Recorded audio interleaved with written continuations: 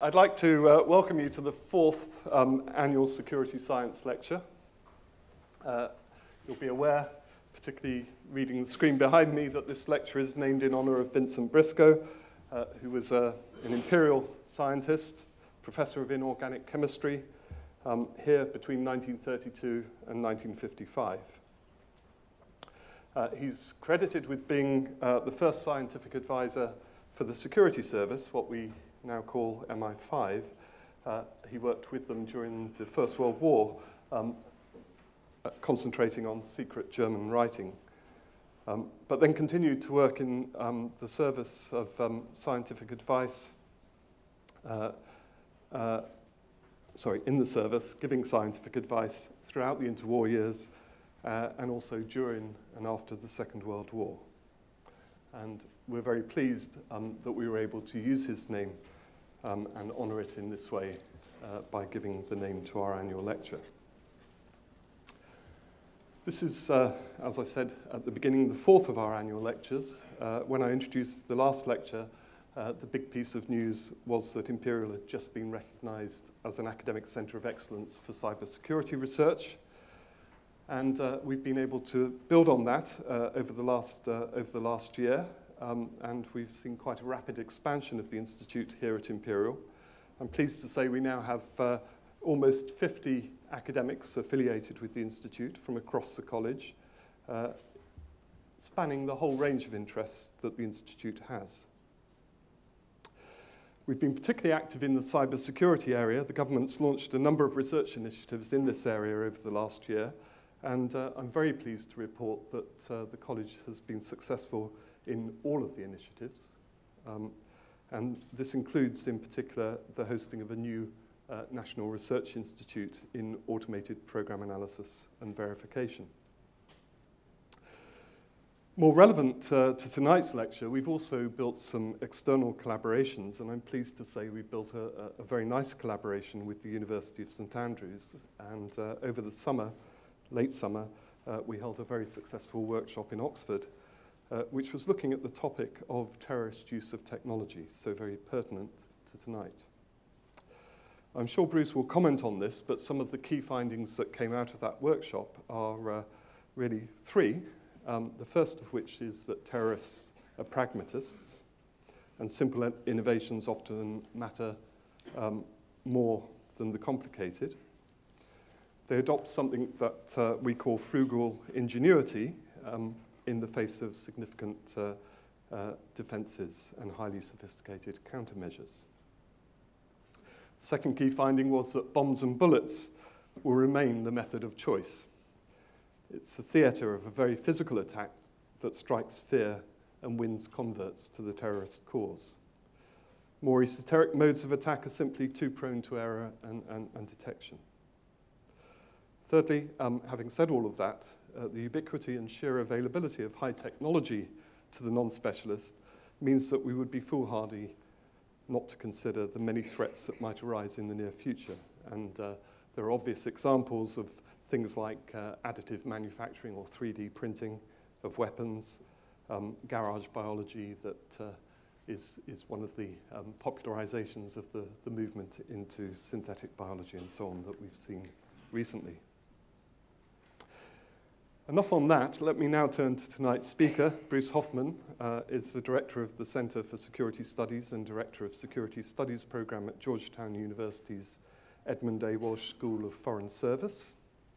He's a specialist in the study of terrorism and counterterrorism and insurgency and counterinsurgency. And he's been studying these subjects for a very long time. He started as a graduate student at Oxford University from 1976 to 86, where he obtained the B.Phil in International Relations in 1978 and a D.Phil in International Relations in 1986. In 81, he joined the RAND Corporation in Santa Monica, California, and left RAND for the first time in 94, when he was appointed as a senior lecturer and subsequently reader in International Relations at the University of St Andrews. He was both the co-founder and the first director of the Center for the Study of Terrorism and Political Violence at St Andrews, and also chairman of the Department of International Relations. He left there in 1998 to return to RAND as director of the Washington, D.C. office. During this time, he was also vice president for external affairs and acting director of the Center for Middle East Public Policy. He held the RAND corporate chair in counterterrorism and counterinsurgency. He was scholar in residence for counterterrorism at the Central Intelligence Agency between 2004 and 2006, and an advisor on counterterrorism to the Office of National Security Affairs in the Coalition Provisional Authority in Baghdad in 2004, and from 2004 to 2005, an advisor on counterinsurgency to the Strategy Plans Analysis, an analysis office at Multinational Forces Iraq headquarters in Baghdad. Professor Hoffman was also an advisor to the Iraq study group. In November 1994, the director of the Central Intelligence awarded Professor Hoffman the United States Intelligence Community SEAL Medallion, the highest level of commendation given to a non-government employee. Bruce has written widely on terrorism and insurgency. His book, Inside Terrorism, is highly acclaimed and has been revised and reissued since its first publication. Has multiple stars on Amazon from its many readers, so highly recommended. And I'm delighted that Bruce accepted our invitation to give tonight's lecture, so please join me in welcoming Bruce to Imperial, as I now invite him to give his lecture entitled "The Sophistication is in the Simplicity, Modern Terrorism's Technological Trajectory."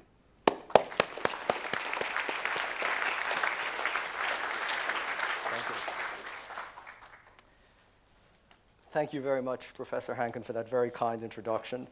Indeed, for summarizing my lecture with the 3 points that were illuminated at the Oxford session in September. Pretty much encapsulates what I'm going to present tonight. Let me also thank the president and rector, the provost, and the faculty and students of Imperial College, and all of you as well for coming. And especially for inviting me to present the 4th annual Vincent Briscoe Lecture. Having read Professor Chris Andrews' Magisterial Defense of the Realm, I actually knew who Professor Briscoe was, so it's a special pleasure and honor for me to be here this evening. Not least to be speaking in front of one of the most important, or 2 of the most important mentors in my life, Professor Andrew, who has long been a friend and a guide, and also Sir David Vaness, at least in my view, perhaps the greatest police officer we've seen in recent decades. Now, I hope I don't wear out my welcome this evening as soon as I start, because in the first part of the presentation, I'll utter 3 words that, at least in some assemblages, are calculated to empty the room of its occupants, and this is Bush, Cheney, and WMD. But these 3 words, I think, are absolutely essential to understanding, really, the 2 different parts of my presentation. One, which will talk about the high end of the technological spectrum, potential terrorist use of weapons of mass destruction. In fact, I prefer to use CBRN, or chemical, biological, radiological, and nuclear weapons, but in rehearsing this, that sounds a bit sort of one trips over that easily, so I'm just going to use WMD. I'm not a scientist, not quite a historian either, or a political scientist. I'm somewhere in the middle, but I know the difference between weapons of mass destruction and weapons of mass disruption and contagions. But just for ease and fluidity of presentation, I'll use the term WMD, sullied though it is. And then in the second part of the presentation, I want to explain the paradox of how terrorists really function on both ends of this technological spectrum, and that's really the title of the presentation, where the simplicity is found in the sophistication. Also, I'm going to give, at least in the beginning, what may seem to you a very US-centric view, but that's not my goal. Rather, I want to use a famous commission, or at least in the United States, a famous commission, as a jumping off point to explore these 2 dimensions of terrorism.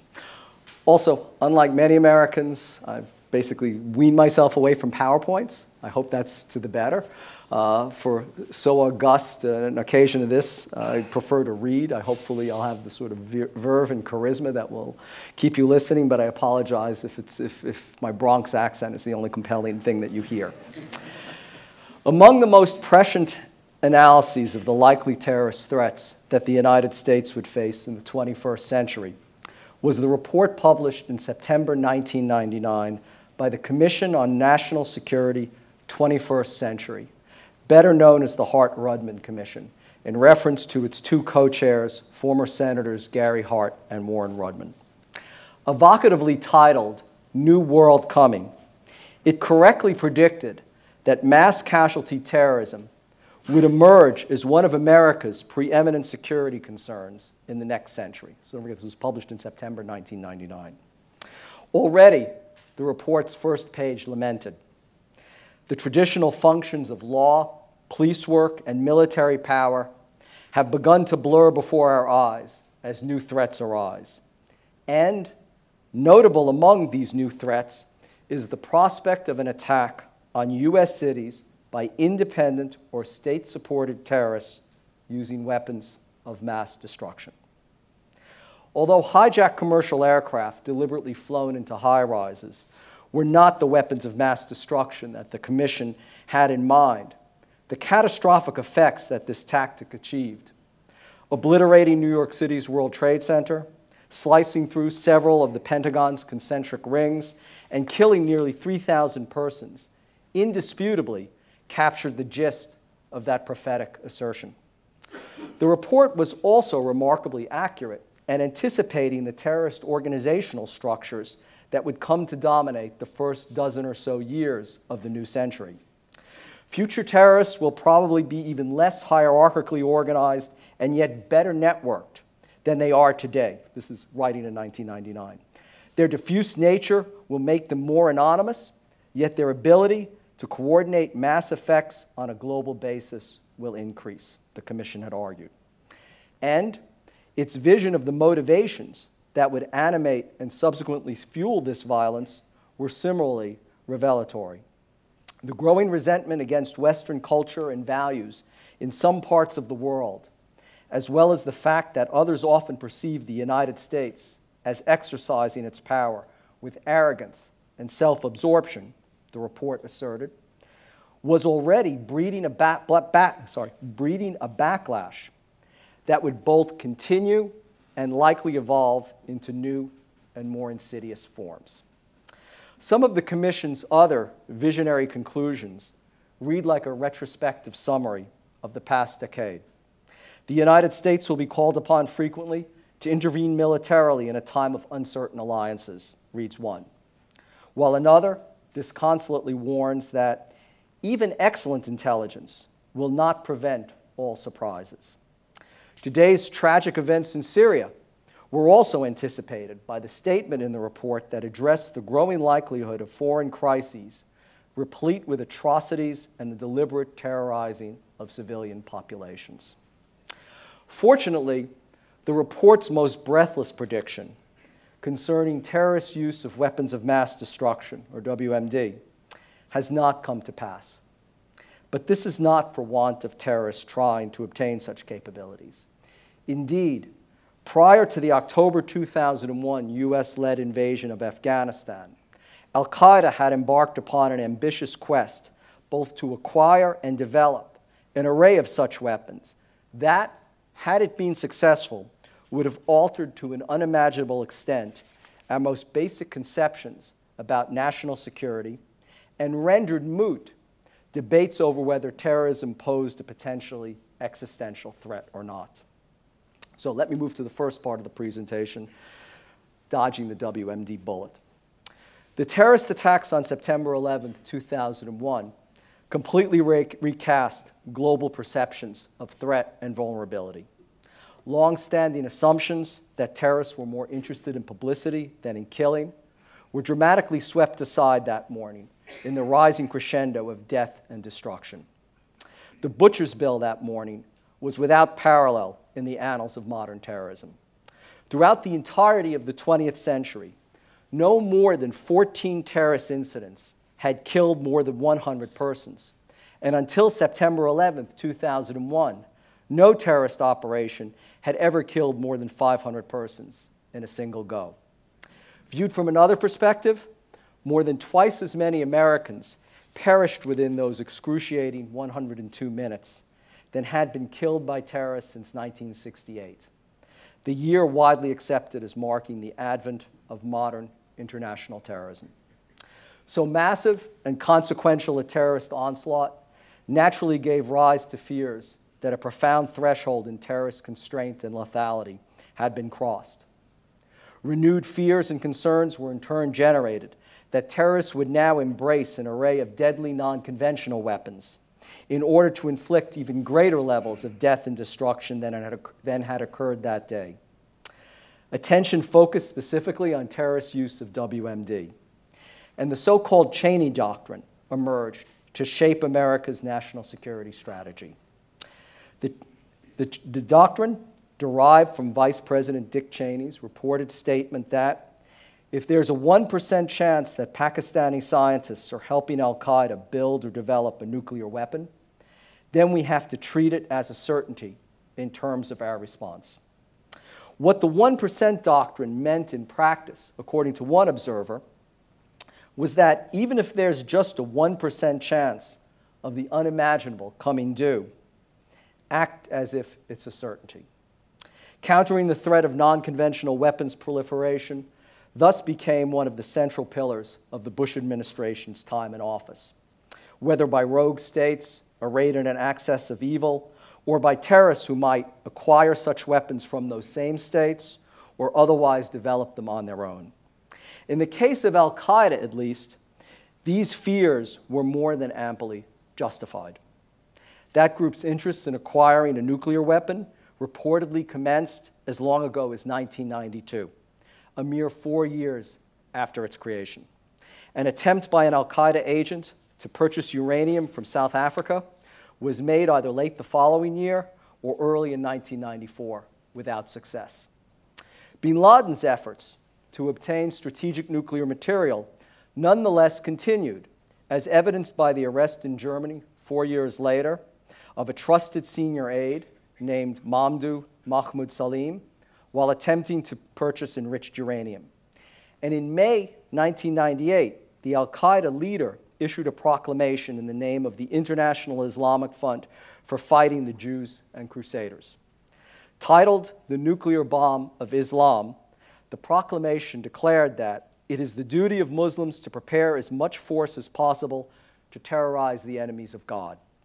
When asked several months later by a Pakistani journalist whether al-Qaeda was in a position to develop chemical weapons and try to purchase nuclear material for weapons, bin Laden replied, "In answer, I would say that acquiring weapons for the defense of Muslims is a religious duty." Bin Laden's continued interest in nuclear weaponry was also on display at the time of the September 11th attacks.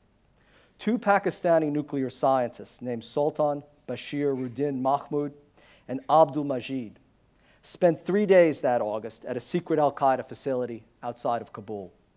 Although their discussions with bin Laden, his deputy Ayman al-Zawahiri, and other senior al-Qaeda leaders also focused on the development and employment of chemical and biological weapons, Mahmoud, the former director for nuclear power at Pakistan's Atomic Energy Commission, claimed that bin Laden's foremost interest was in the development of a nuclear bomb.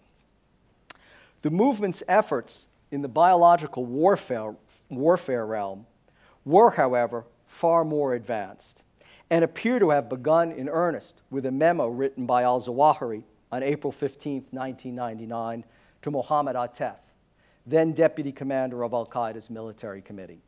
Citing articles published in Science, the Journal of Immunology, and the New England Journal of Medicine, as well as information gleaned from authoritative books such as Tomorrow's Weapons, Peace or Pestilence, and Chemical Warfare, Zawahiri outlined in detail his thoughts on the priority now to be given to developing a biological weapons capability. One of the specialists recruited for this purpose was a US-trained Malaysian microbiologist named Yazid Sufat. A former captain in the Malaysian Army, Sufat graduated from the California State University in 1987 with a degree in biological sciences. He later joined Jamaah Islamiyah, the Islamic group, an al-Qaeda affiliate operating in Southeast Asia, and worked closely with its military operations chief, Ridwan Isamuddin, better known as Hambali, and with Hambali's own al-Qaeda handler, Khalid Sheikh Mohammed, the infamous KSM, architect of the September 11th attacks. In January 2000, Sufat had played host to two of the September 11th hijackers, Khalid Al-Midar and Nawaf Al-Hazmi, who stayed in his Kuala Lumpur condominium. Later that year, Zacharias Moussaoui, the alleged 20th hijacker, who was sentenced in 2006 to life imprisonment by a federal district court in Alexandria, Virginia, stayed with Sufat too. Under KSM's direction, Hambali and Sufat set up shop at an al-Qaeda camp in Kandahar, Afghanistan, where their efforts focused on the weaponization of anthrax. Although the two made some progress, biowarfare experts believe that on the eve of September 11th, al-Qaeda was still at least 2 to 3 years away from producing a sufficient quantity of anthrax to use as a weapon.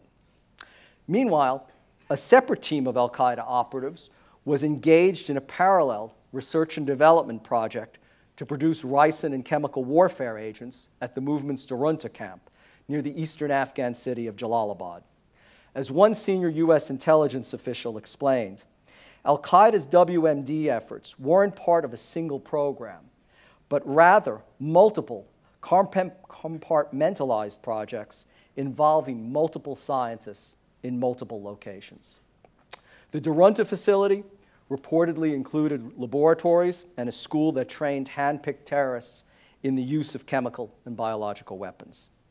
Among this select group was Kamal Borgas, an Algerian al-Qaeda operative who was convicted in British courts in 2004 and 2005 for the murder of a British police officer and also of conspiracy to commit a public nuisance by the use of poisons and/or explosives. The school's director was an Egyptian named Midhat Mursi, better known by his al-Qaeda nom de guerre, Abu Kabab. And among its instructors were at least one Pakistani microbiologist, as well as Yazid Sufat. When U.S. military forces overran the camp in 2001, evidence of the progress achieved in developing chemical weapons as diverse as hydrogen cyanide, chlorine, and phosgene were discovered. Mursi himself was killed in 2008 by a missile fired by a U.S. Predator drone. Mursi's death, of course, dealt a significant blow to al-Qaeda's non-conventional weapons development efforts. But significantly, it did not end them. In fact, as the aforementioned senior U.S. intelligence officer recently commented, al-Qaeda's ongoing procurement efforts have been well established for a while now. They haven't been highlighted in the U.S. media, but that isn't the same as not happening. In 2010, for example, credible intelligence surfaced that al-Qaeda in the Arabian Peninsula, AQAP, widely considered the movement's most dangerous and capable affiliate, was deeply involved in the development of ricin, a bioweapon made from castor beans that the FBI has termed the third most deadly toxic substance known, behind only plutonium and botulism. This past May, Turkish authorities seized 2 kilos of sarin nerve gas, the same weapon used in the 1995 attack on the Tokyo underground, and arrested 12 men linked to al-Qaeda's Syrian affiliate, Jabhat al-Nusra. Days later, another set of sarin-related arrests were made in Iraq of al-Qaeda operatives based in that country who were separately overseeing the production of sarin and mustard blistering agents at least 2 secret locations. Finally, just the other day, Israel admitted that for the past 3 years, it has been holding a senior al-Qaeda operative whose expertise is in biological warfare.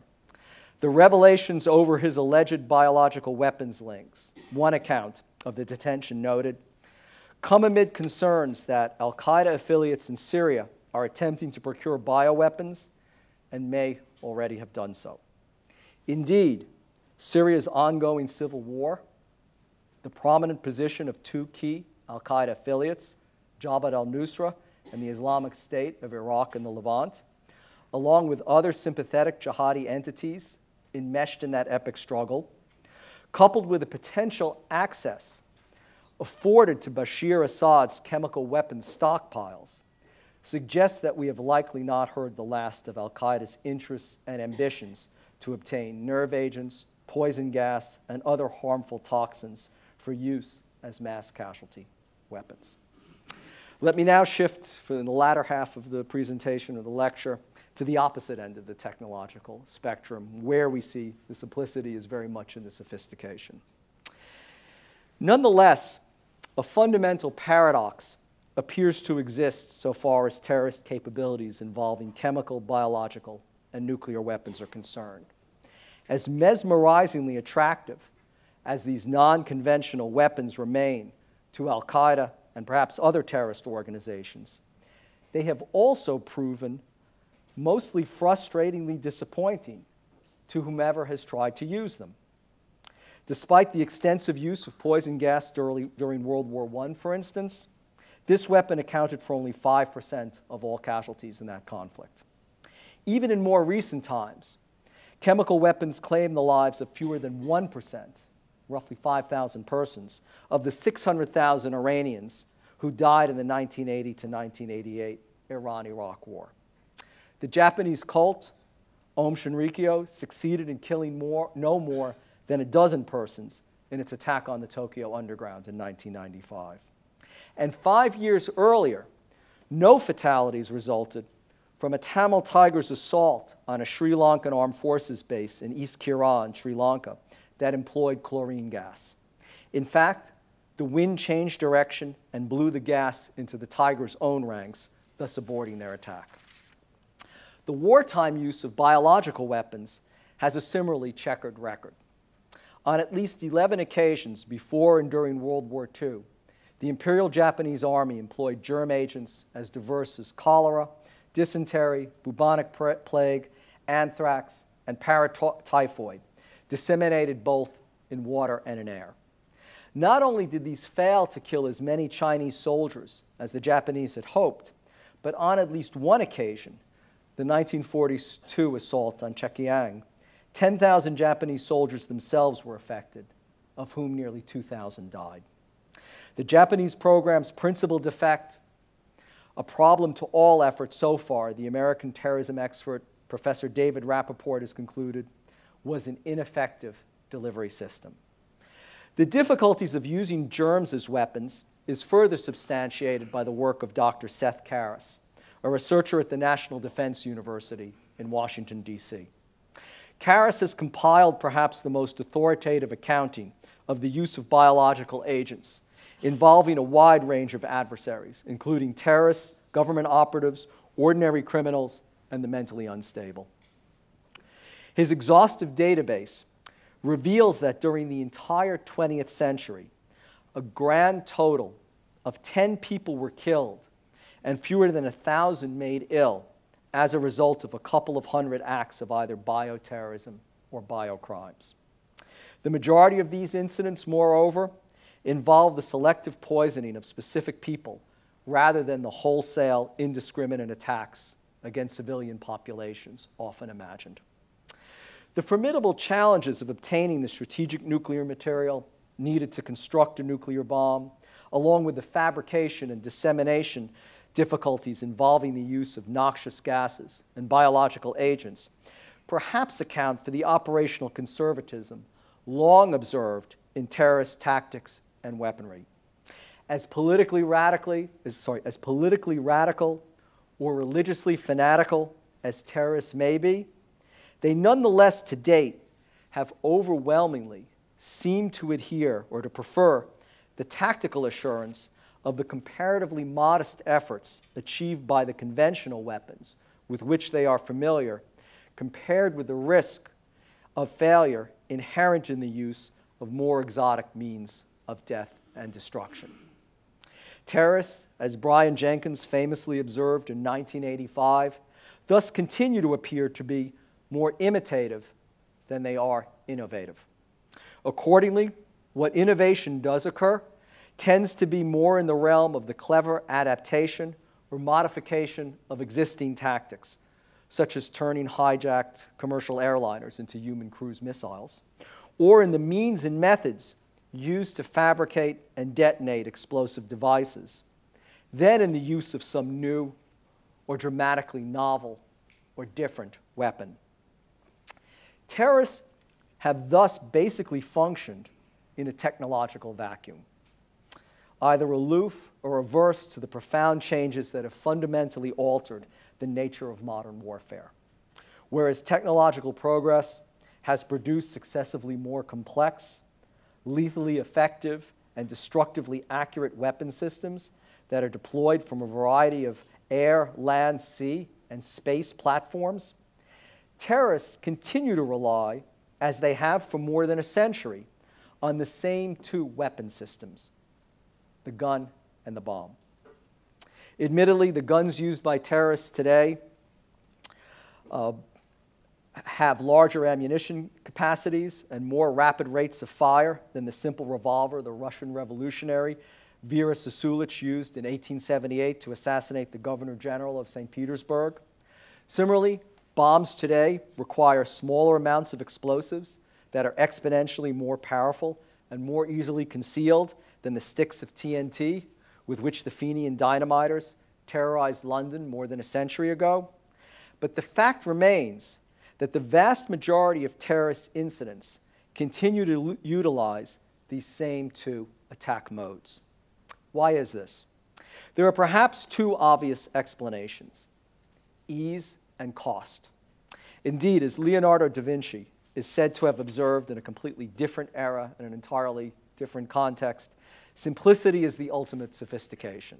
The same can be said about most terrorists and insurgent weapons and tactics today. Improvised explosive devices and bombs, constructed of commercially available, readily accessible, homemade materials, now account for the lion's share of terrorist and insurgent attacks. The two crude bombs, packed in ordinary pressure cookers that killed 3 persons and injured nearly 300 others at last April's Boston Marathon, is among the more recent cases in point.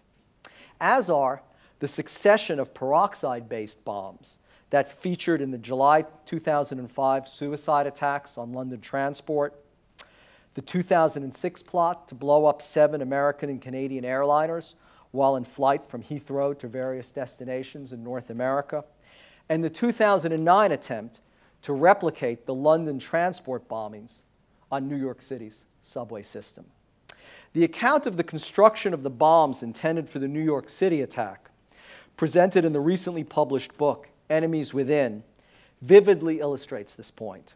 Written by 2 Pulitzer Prize-winning journalists, the book describes how the would-be bomber, an Afghanistan-born permanent U.S. resident named Najibullah Zazi, easily purchased the ingredients needed for the device's construction, and then, following the instructions given to him by his al-Qaeda handlers in Pakistan, where he was trained, created a crude but potentially devastatingly lethal weapon. Let me quote briefly from their account.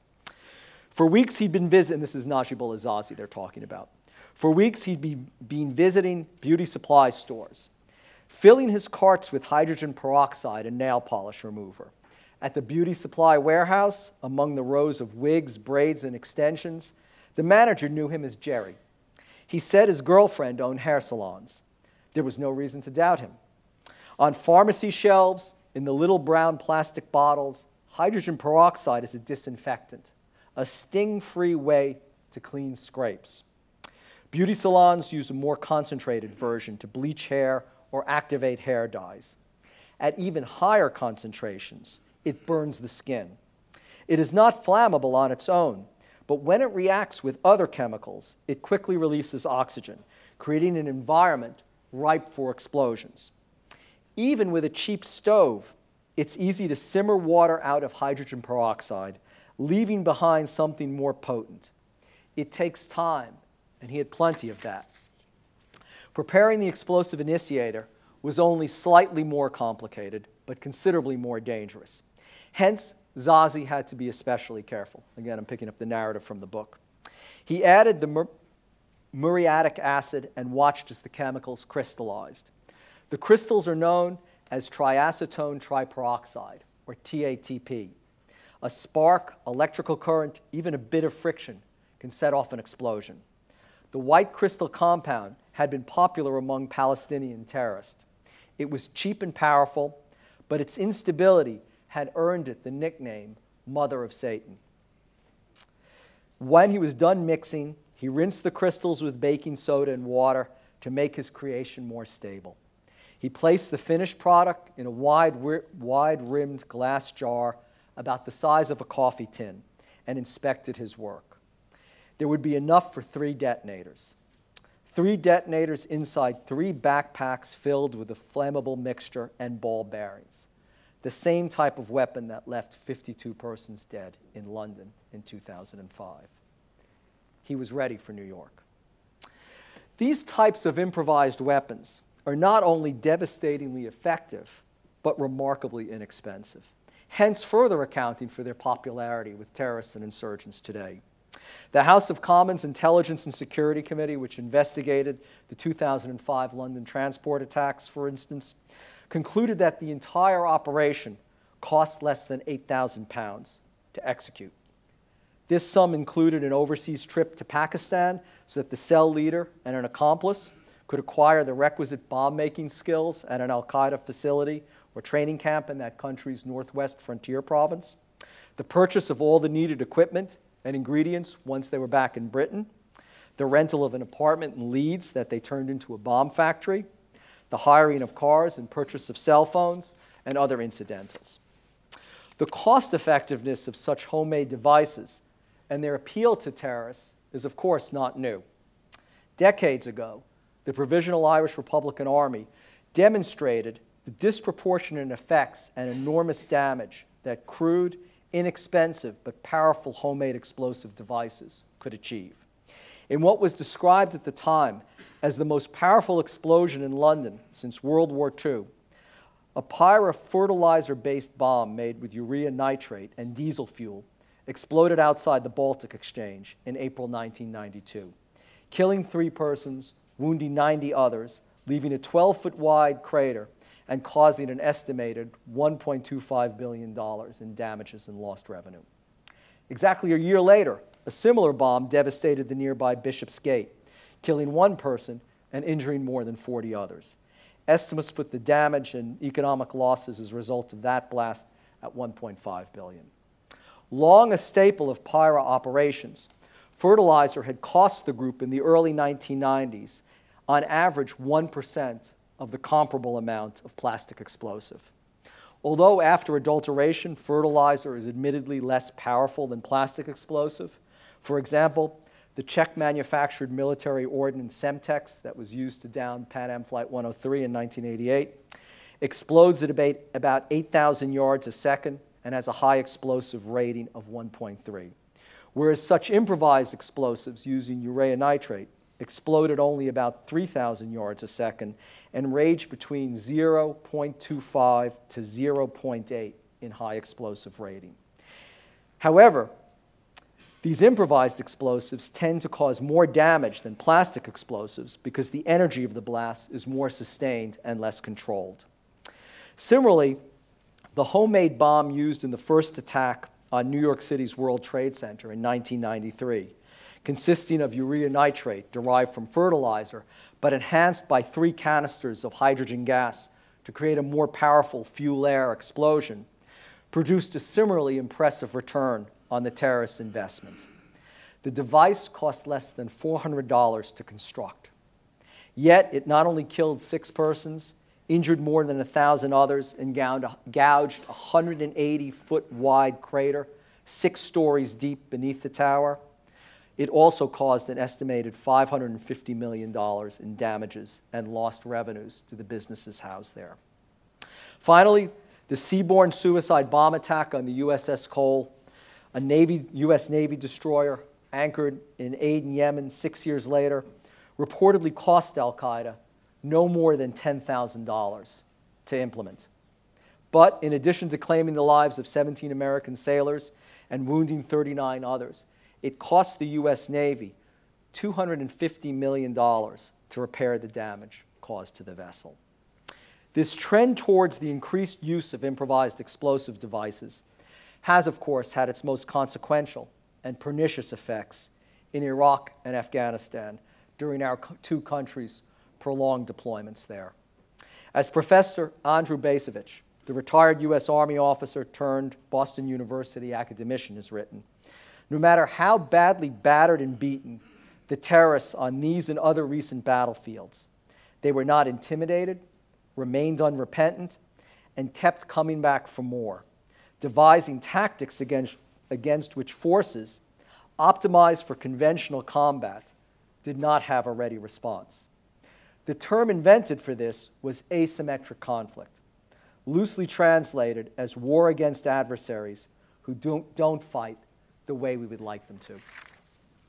In Iraq and Afghanistan, both terrorists and insurgents have waged low-risk wars of attrition against American, British, Allied, and host military forces using a variety of IEDs with triggering devices as simple as garage door openers, cordless phones, and car key fobs to confound, if not hobble, among the most technologically advanced militaries in the history of mankind. The richest, most trained army just got beat by dudes in man jammies and AKs, an American soldier observed to a New York Times reporter after one such bloody engagement in Afghanistan 5 years ago. Indeed, terrorists and insurgents in both that country and Iraq have demonstrated the effectiveness of even poorly or modestly armed non-state adversaries to confront superior conventional military forces and wage a deadly war of attrition designed in part to undermine popular support and resolve back home for these prolonged deployments. Equally worrisome, these battle environments have become spawning grounds for continued and future violence. Real-life training camps for jihadis and hands-on laboratories for the research and development of new and ever more deadly terrorist and insurgent tactics and techniques. How do you stop foes who kill with devices built for the price of a pizza? Was the question posed in a Newsweek magazine cover story about IEDs in 2007. Maybe the question is, it continued, can you stop them? At one point, IEDs were responsible for nearly 2/3 of military fatalities caused by terrorists and insurgents in Iraq, and 1/4 of the military fatalities in Afghanistan. According to one account, there was an IED incident every 15 minutes in Iraq during 2006. And after the number of IED attacks had doubled in Afghanistan during 2009, this tactic accounted for 3/4 of military casualties in some regions. These explosive devices were often constructed using either scavenged artillery or mortar shells, with military or commercial ordnance, or from entirely homemade ingredients. They were then buried beneath roadways, concealed among roadside refuse, hidden in animal carcasses or behind telephone poles, camouflaged into curbsides, or secreted along the guardrails on the shoulders of roadways. They were put in boxes or disguised as ordinary roads or bricks strewn by the side of the road. As military vehicle armor improved, the bomb makers adapted and adjusted to these new force protection measures and began to design and emplace IEDs in elevated positions, attaching them high on road signs or to trees in order to impact the vehicle's unarmored upper structures. The method of detonation has also varied as U.S., allied, and host forces adopted to insurgent and terrorist tactics. Command wire detonators were replaced by radio signal triggering devices, such as cell phones and garage door openers. These devices were remote wired up to 100 meters from the IED detonator to obviate jamming measures and other countermeasures. More recently, infrared lasers have been used as explosive initiators. One or more 155 millimeter artillery shell are rigged with blasting caps and improvised shrapnel, packed with bits of concrete, nuts, bolts, screws, tacks, and ball bearings, and have been positioned alongside roads, often arrayed in daisy chain explosions designed to mow down quick reaction forces converging on the scene following the initial blast and the first wave of casualties. By 2011, the U.S. Defense Department had spent nearly $20 billion on IED countermeasures alone, including new technologies, programs, and enhanced and constantly updated training. A massive new military bureaucracy had to be created to oversee this effort, and itself was charged with creating unconventional processes for introducing new programs. Yet, as the British Army found in its war against Jewish terrorists in Palestine 70 years ago, there is no easy or lasting solution to this threat. ID attacks had in fact become so pervasive in Palestine after World War II that in December 1946, British Army headquarters in Jerusalem had issued a meticulously detailed 35-page pamphlet complete with photographs and diagrams describing these weapons, their ingenious emplacement, and their lethal effectiveness. Even so, as military commanders and civilian authorities alike acknowledged at the time, IDs were then, as now, virtually impossible to completely defend against. Perhaps the most novel and innovative use of IDs, however, has been when they have been paired with toxic chemicals. Much as the Iraq conflict has served as a proving ground for other terrorist weapons and tactics, it has also served this purpose with chemical weapons. Between 2007 and 2010, more than a dozen major truck bomb attacks occurred in Iraq involving conventional weapons paired with chlorine gas. The most serious incident, however, was one that was foiled by Jordanian authorities in April 2004. It involved the toxic release of chemicals into a crowded urban environment and was orchestrated by the late Abu Musab al-Zarqawi, the founder and leader of al-Qaeda in Iraq. The Amman plot entailed the use of some 20 tons of chemicals and explosives to target simultaneously the Prime Minister's office, the General Intelligence Department's headquarters, and the U.S. Embassy. Although the main purpose of the coordinated operation were forced entry attacks by suicide bombers against these three heavily protected, high-value targets, an ancillary intention is believed to have been the infliction of mass casualties to the surrounding areas by the noxious chemicals deliberately released by the blasts. An estimated 80,000 people, Jordanian authorities claim, would have been killed or seriously injured had the operation succeeded. The above attacks in Iraq and the foiled incident in Amman all underscore the potential for terrorists to attack a domestic industrial chemical facility with a truck bomb or other large explosive device, where the purpose would be designed to trigger the release of toxic chemicals. In this respect, the effects of prior industrial accidents involving chemicals may exert a profound influence or attraction to terrorists. In 2005, for example, a train crash and derailment in South Carolina released some 60 tons of liquefied chlorine into the air, killing 9 persons and injuring 250 others. Considerably more tragic, of course, was the 1984 disaster at the Union Carbide chemical facility in Bhopal, India. Some 40 tons of methyl isocyanate were accidentally released into the environment that killed nearly 4,000 persons living around the plant. Methyl isocyanate is one of the more toxic chemicals used in industry, with a toxicity that is only a few % less than that of sarin. Okay, let me very briefly conclude. The war on terrorism nowadays excites little interest and still less enthusiasm. A decade of prolonged military deployments to Iraq and Afghanistan have drained both the treasuries and willpower of the United States, Great Britain, and many other countries of the ardor and commitment that attended the commencement of this global struggle over a dozen years ago. The killings of leading al-Qaeda figures such as Osama bin Laden and Anwar al-Awlaki, in addition to some 40 other senior al-Qaeda commanders and hundreds of its fighters, has sufficiently diminished the threat of terrorism to our war-wearied, economically preoccupied nations. Indeed, the famed British Foreign Office Mandarin, Sir Robert Vansittart, could have been referring to 2013 when he observed of the interwar period 80 years ago. Left or right, everybody was for a quiet life.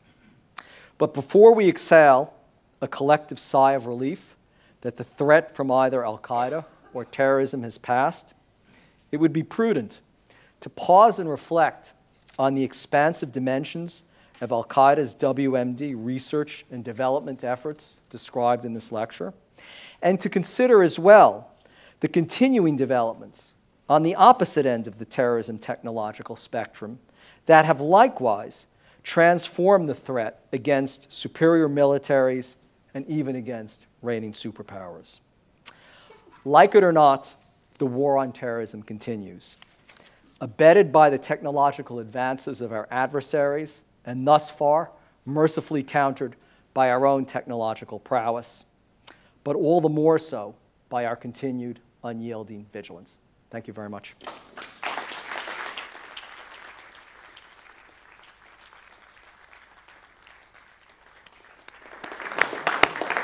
So Bruce has agreed to answer a few questions. Do you think the what I call leading al-Qaeda groups, will they be influencing non-Islamic jihadi groups as well? People that maybe just want a part of Syria for a non-religious entity?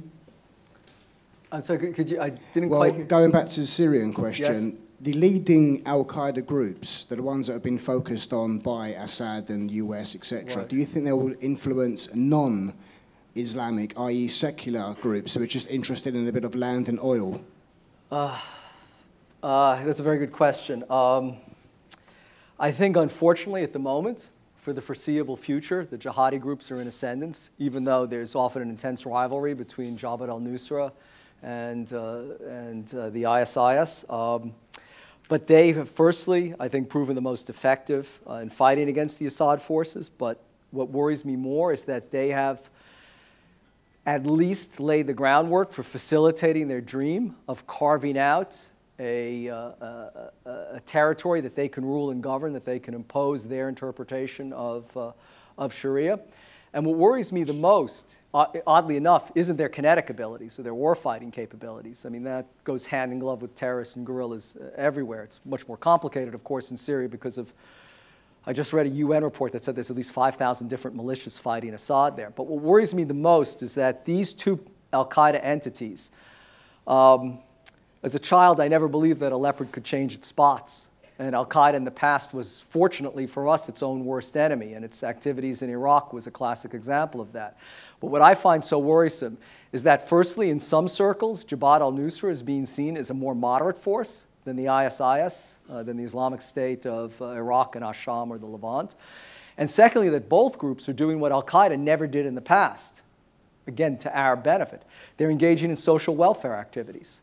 They're running schools, they're running clinics, they're providing people with jobs and food. I mean, they're borrowing a leaf from Hamas or Hezbollah or the PLO many years ago, and therefore not defining themselves as solely terrorist groups, but venturing into a realm that al-Qaeda was either too clumsy or too stupid to get involved in the past.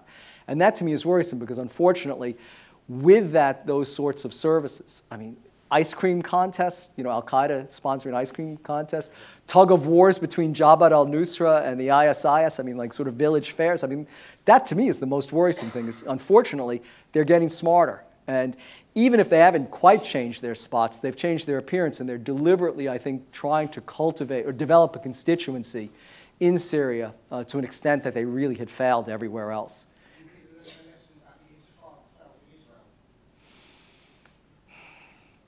I think, it's a very good question, a much more complex question. I think the fundamental problem, honestly, I may not look it, but I've been studying terrorism for nearly 4 decades, since I first was a graduate student in 1976. The one thing that's remained constant is terrorists always learn and always seek to capitalize on the mistakes that they make or the mistakes of other groups. Governments themselves, I think, veer from one extreme to another. The extreme, as we saw in America with the Patriot Act, various other measures right after 9/11, to one now that's, I think, much less certain, where people are doubting many of those measures, but also this, I think, the very strong desire to say that the war on terrorism's over, Bin Laden's dead, the threat is past. I agree completely. Bin Laden is dead, that we know. The threat has passed from that al-Qaeda, but the problem is we're talking about a dynamic evolutionary force, and that's what terrorism is. If terrorists don't evolve, if they're not dynamic, if they don't adapt and adjust to the countermeasures we put in their place, they don't succeed, they don't terrorize anyone. So as long as they're going to remain committed to their cause, they have to be about change and evolution. And sometimes I think always in the West we're cast in a reactive mode. After unfortunately we're presented with a tragedy, we respond, sometimes overreact, but don't realize that this is part of, I would argue, an operational continuum of warfare that has really unfortunately become enmeshed in the 21st century to an extent greater than in the past. And part of the reason is, again, the ease and cost effectiveness that non-state actors can bring against established nation states. I wonder if you'd comment on issues which obviously have perplexed a lot of us for a long time. Firstly, why do you think we were so slow? By I say we, I link the UK with the United States, but also DOD and the CIA, so slow in predicting the savagery of the insurgency that hit us in 2003, 2004, the delayed realization of what was going to come at us. And the second part of that, moving forward, I mean, after 4 years of blood and effort, it did seem to me that at last Al-Qaeda had more or less been finished. In your lecture, I noticed a sort of absence of key dates when we got to 2007, 2008, 2009. But they're back again now. And, I mean, would you go as far as to say that we had more or less finished them off as an active force, but Syria has given them a new lease of life? Well, I'll answer the second one first. And let me back up a bit. I mean, we finished them off. That's, I think, what frustrates me. I think we finished them off many times in the past. We finished them off in 2001 and 2002, and then, unfortunately, we were diverted to Iraq. And this is when Afghanistan, because of our preoccupation, once again emerged as a problem. I think that we nearly had finished them off in Iraq. That, you know, we can rewrite history, but whether it was the Anbar Awakening and the Sons of Iraq, or whether it was General Petraeus and the counterinsurgency doctrine, and probably counterinsurgency is a worse epithet to use in Washington than even WMD is here. You know, nonetheless, Al-Qaeda in Iraq was defeated. One just has to look at the newspaper. I mean, there's a whole series of very consequential suicide car and bomb attacks, which is not at all unusual in Iraq just this past weekend. Unfortunately, Al-Qaeda in Iraq not only revived when we took our eyes off the situation, or when our resources and attention was diverted away from Iraq, it not only revived itself, but created Syria. I mean, Al-Qaeda's insertion in Syria is the direct responsibility of Al-Qaeda in Iraq, and its success is evident in the fact that it spawned rival groups that are contending with it for who will govern, who will rule or run Syria. So I think, you know, we certainly had finished them off, and they're back now. This would be a completely different lecture, and probably one that I would have used PowerPoint for. But one of the things that's concerned me the most in recent years, and some people in this room have even seen this lecture, is that since 2008, Al-Qaeda has achieved the unimaginable, at least in my view.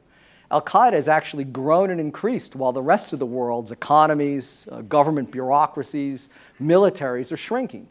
Well, we're, you know, laying off people. Part-time British soldiers, and 30,000 part-time British soldiers are expected to do what 20,000 full-time would do. It's no different than the United States. Al-Qaeda's grown.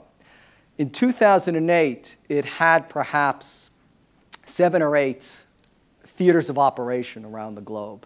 It's more than doubled that in the past few years. And these are the problems in North Africa and West Africa, the expansion in East Africa. And unfortunately, what they've been able to do is take advantage of the sanctuaries and safe havens that they've been able to gain in states that have either undergone profound political and economic upheaval, or else states that have just been weakened by uprisings or by serial years of violence. And the same way that 30 years ago, Prime Minister Thatcher said that publicity is the oxygen terrorists breathe. For Al-Qaeda, access to sanctuary and safe havens, the oxygen that they thrive on. And that's why Syria is so critical, because there are parts of Syria that these groups now control. And that's what worries me, is that they will use these places as bases.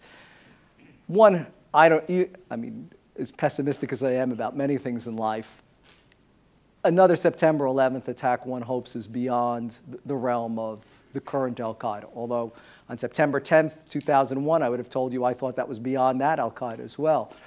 But the point is, though, I think their capability to operate on a global canvas, given their expansion, in essence, to many different zones of conflict. 18 months ago, I would have just talked about Al-Qaeda in Nigeria, but they're in Nigeria, Mauritania, Niger, Mali as well. means, again, that the war, it's a different war on terrorism, but it still continues. And unfortunately, I think what also worries me the most is when I first started studying terrorism in the 1980s at the RAND Corporation, we did a big study for a US government agency.